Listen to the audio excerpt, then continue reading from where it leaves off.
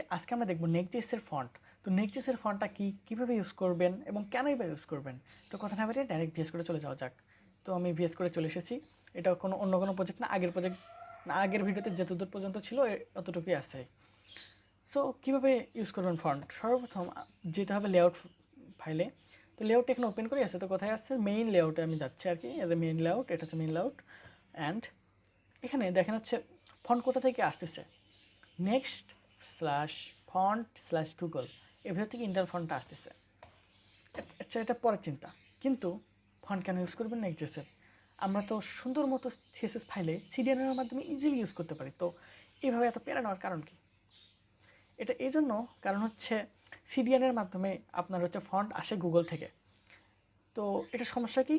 একটা সমস্যা আছে, সেটা হচ্ছে লেআউট শিফটিং। মানে হচ্ছে ফন্ট একটা নর্মালি যেটা থাকে সেটা একটু চেঞ্জ হয়, মানে একটু সময় লাগে আসতে, কারণ ওটা অন্য একটা সার্ভারে থাকে, ওখান থেকে আসতে হয়। কিন্তু Next.js-এ এরকমটা একদমই হয় না। কারণ যদি আপনি Next.js-এর ফন্ট ইউজ করেন, এটা হচ্ছে মনে করেন গুগলের যেগুলো ফন্ট আছে সেগুলো হচ্ছে সেলফ হোস্টেড। সেলফ হোস্টেডটা কি? আপনি যে ওয়েবসাইটটা বানাচ্ছেন এর ভিতরেই ওই ফন্টটা আছে। এর ফলে অন্য কোথা থেকে নিয়ে আসতে হয় না, এবং Next.js-এর ফলব্যাকের কারণে লেআউট শিফটিংটা একদম বোঝাই যায় না বলা যায়, এবং এটা দেখতে সুন্দর লাগে এবং আপনার ওয়েবসাইটের পারফরমেন্সটা ভালো হয়। সো কীভাবে Next.js-এর ফন্ট ইউজ করবেন, এটা হচ্ছে এখন প্রশ্ন। এখন এখানে বাই ডিফল্ট একটা ফন্ট ইউজ করাই থাকে, সেটা হচ্ছে ইন্টার। আর ওটা হচ্ছে ইমপ্লিমেন্ট করা আছে পুরো ওয়েবসাইটের তাই। এখন আমি ইউজ করব অন্য একটা ফন্ট। তো চলেন দেখা যাক কীভাবে ইউজ করতে হয়। সো এখন আমি ইউজ করব রোবোটো। আপনি যে কোনো ফন্ট ইউজ করতে পারেন যেটা হচ্ছে গুগল ফন্টে আছে, এখান থেকে সুন্দর মতো ইম্পোর্ট করতে পারবেন। তো অল্প একটু লিখি, এই দেখেন। আচ্ছা, একটু সাজেশন চলে এসেছে রোবোটো। এখন এটাকে কীভাবে ইউজ করবেন, মনে করেন একটা ভেরিয়েবল নিতে হবে। আমি নাম দিলাম হচ্ছে রোবোটো, কিন্তু এটা বড় হাতে দিলাম না, কারণ উপরে দেখেন রোবোটো নামে একটা জিনিস ইম্পোর্ট করছি, এই জন্য এটা ওই বড় হাতে দিতে পারবো না, এই জন্য ছোট হাতে দিলাম। দেন এখানে রোবোটো যেটা আমি ইম্পোর্ট করে নিয়ে এসেছি সেটাকে কল করতে হবে, এবং এর ভিতরে একটা অবজেক্ট পাস করতে হবে। অবজেক্ট পাস করে মনে করেন আমি সাবসেটটা দিয়ে দিলাম লেটেন। এখন আরেকটা জিনিস ইউজ করতে হবে, সেটা হচ্ছে ফন্ট ওয়েট। আপনি কত ফন্ট ওয়েট ইউজ করতে চান, যেমনটা হচ্ছে আপনি নর্মালি সিডিএনেতেও চুজ করে দিতেন। তো আমি এখানে দিতে পারি, এটা হচ্ছে ওয়েট। এখানে একটা অ্যারে দিতে হবে, এবং অ্যারের ভিতরে আপনি হচ্ছে আপনার ফন্ট ওয়েটগুলো দিতে পারবেন।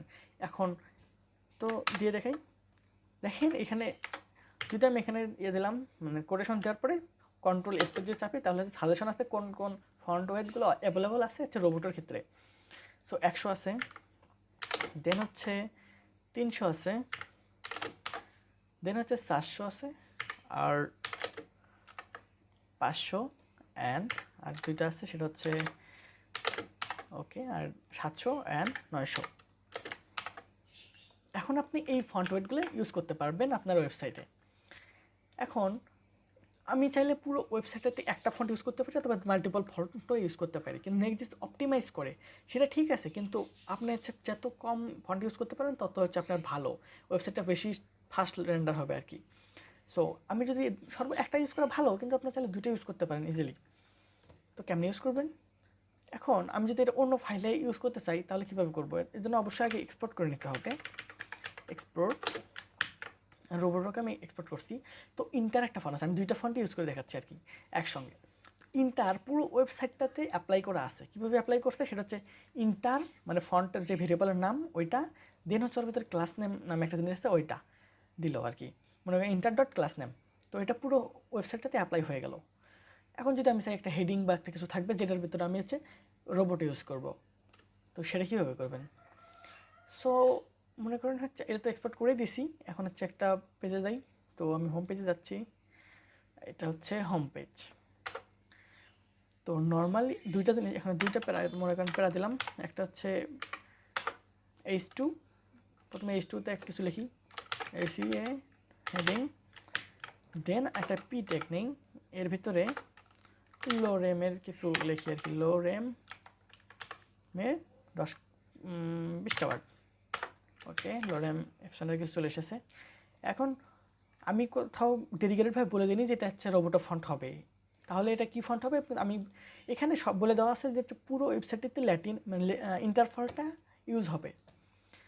আর আমি যদি চাই হচ্ছে হেডিংটা মানে H2 যেটা আছে সেটাতে হচ্ছে আমি রোবোটোটা অ্যাপ্লাই করব। কীভাবে করবেন?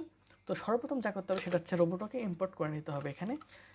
ক্লাস নেম অবশ্যই ডাইনামিকভাবে বসবে, এই জন্য হচ্ছে অবশ্যই থার্ড ব্র্যাকেটের ভিতরে করতে হবে। তো রোবোটোটাকে ইম্পোর্ট করে আনতে হবে। রোবোটোটা ইম্পোর্ট হয়েছে, দেন হচ্ছে আমি এখানে ডট ক্লাস নেম এটা ইউজ করলে এখন এই হেডিংটা আছে না, এটা হচ্ছে ফন্ট হচ্ছে রোবোটো হয়ে যাবে। তো চলুন দেখা যাক। এই দেখেন হেডিং এবং এটার মধ্যে খুব বেশি একটা পার্থক্য লাগতেছে না। ওকে, তো দুইটা ফন্টের ভিতরে কোনো পার্থক্য বোঝা যাচ্ছে না। তো আমি ইন্টার জায়গা থেকে অন্য একটা ফন্ট ইউজ করি আর কি, দেখি তো কি ফন্ট একটু অন্যরকম লাগবে। তো গুগল ফন্ট, এখানে তারপরে আমি এখান থেকে দেখি কোনো একটা ফন্টের নাম নেই আর কি। কি ফন্টটা একদম অন্যরকম দেখতে, রোবোটো তো অ্যাপ্লাই করাই আছে, তো অন্য একটা ফন্ট দেখি যেটা পার্থক্য বোঝা যাবে এমন একটা ফন্ট ইউজ করতে হবে আর কি।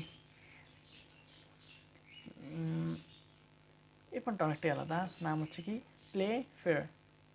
আচ্ছা, প্লে ফেয়ার নাম, ইন্টারটা আউট, PLA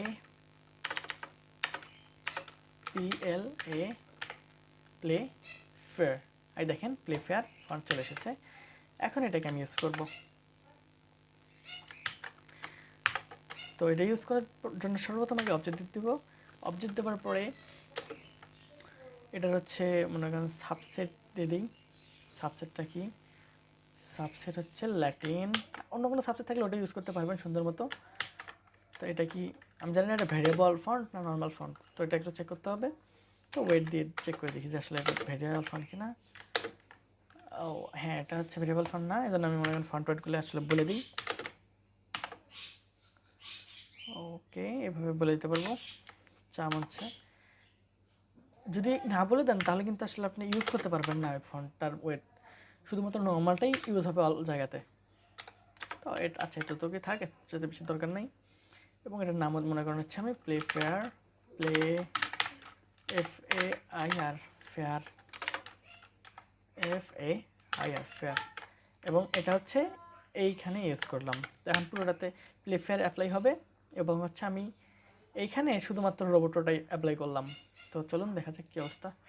কোনো ডিফারেন্ট, এই দেখেন এই লেখাগুলো কেমন, আর হেডিংটা দেখেন কেমন, প্রতিটা লেখা কিন্তু একদম কেমন একটা হয়ে গেছে, মানে এই ফন্টটা অ্যাপ্লাই হয়ে গেছে। কই গেল প্লে ফেয়ার, দেখেন ভালো করে আমি একটু জুম করে দেই।